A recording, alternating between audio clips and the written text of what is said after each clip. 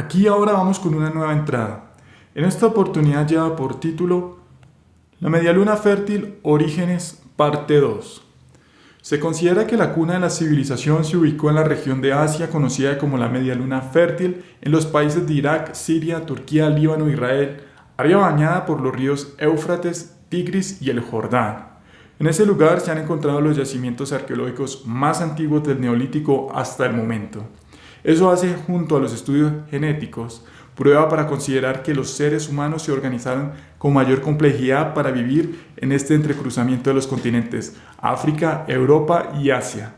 Ahora, la pregunta es ¿por qué sucedió ahí y no en otra parte del globo? Es una pregunta difícil, pero cada vez se reúnen más pistas para concluir la discusión.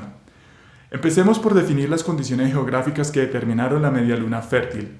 Como ya se indicó, era un entrecruzamiento de caminos, lo cual implica la conexión no solo de grupos humanos, sino también de distintos ecosistemas y las rutas migratorias respectivas. Claramente es una ventaja gozar de mayor disponibilidad de fauna y flora. Por otro lado, es una región ubicada cerca al paralelo 30 norte con respecto a la línea ecuatorial. Eso significa que tiene mejor resiliencia incluso frente al impacto humano. Ver la entrada, por qué se extinguieron los mamuts. Es de conocimiento para los agricultores que los suelos tropicales son más susceptibles a la erosión ante la exposición solar, situación que no es tan dramática en las latitudes templadas. Es decir, las ecorregiones soportaron mejor los comportamientos abrasivos de los humanos en el lugar comprendido entre los ríos. Visto así, se puede explicar bajo el determinismo geográfico. Esto es un paradigma de las ciencias sociales que defiende la condición que impone el entorno a las sociedades humanas hasta el punto de dirigir todo lo fundamental en el comportamiento humano. Su antónimo es el voluntarismo, el cual postula que el ser humano vive donde quiera, a la manera que quiera, gracias sobre todo a su capacidad de razonar y ahora a la ciencia moderna. Nosotros en estas líneas consideramos que la vida de las personas tiene unos aspectos involuntarios y otros voluntarios.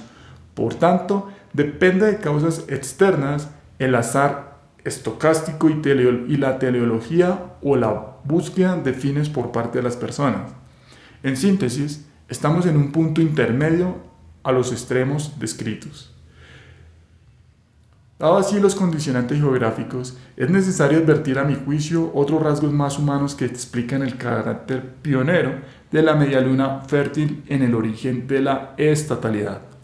En este lugar convergieron distintos humanos a lo que llamo diversidad biológica o genética. En concreto, cohabitaron personas de haplogrupos R1b, J2e, I, a diferencia, por ejemplo, de China o Corea, donde había un solo grupo predominante.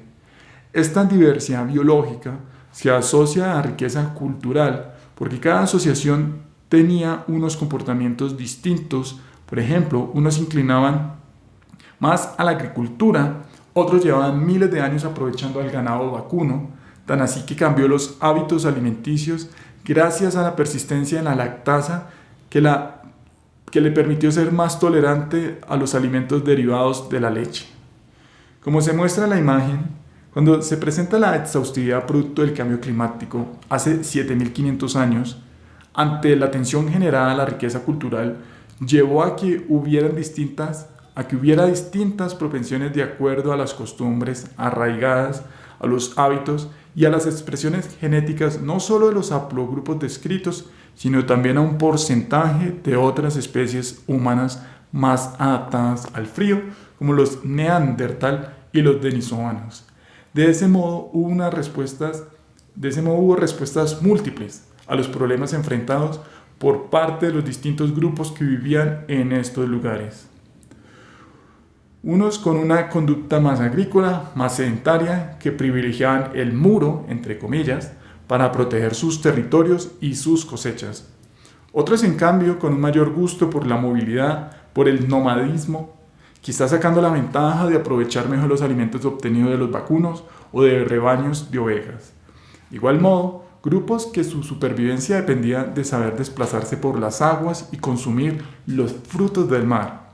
En fin, surge hibridación, a grosso modo, entre la logística naval y la logística territorial. dos formas diferenciadas de organizar los factores bióticos y abióticos del entorno que debieron cooperar para complementarse. Sin embargo, también debieron competir y enfrentarse a tensiones. No se debe perder de vista que las tecnologías no existen en abstracto. Para ser preciso, están asociadas a familias que tienen valores, deseos e intereses diversos. A veces logran conciliar, en otros casos quedan en conflicto.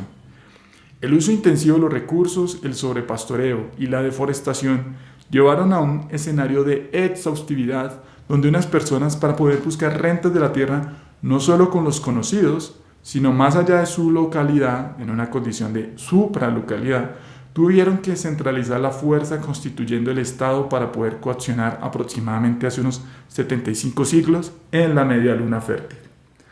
Así se fue extendiendo por todos los grandes ríos rodeados por zonas áridas. Recapitulando lo dicho hasta aquí, la media luna fértil posiblemente fue el primer lugar donde los seres humanos se organizaron de manera compleja porque el entorno les permitió o soportó adecuadamente las intervenciones a la naturaleza. También imprimió una exhaustividad que facilitó buscar rentas ante grupos desconocidos productos del cambio climático que desencadenó en mayor aridez a los territorios.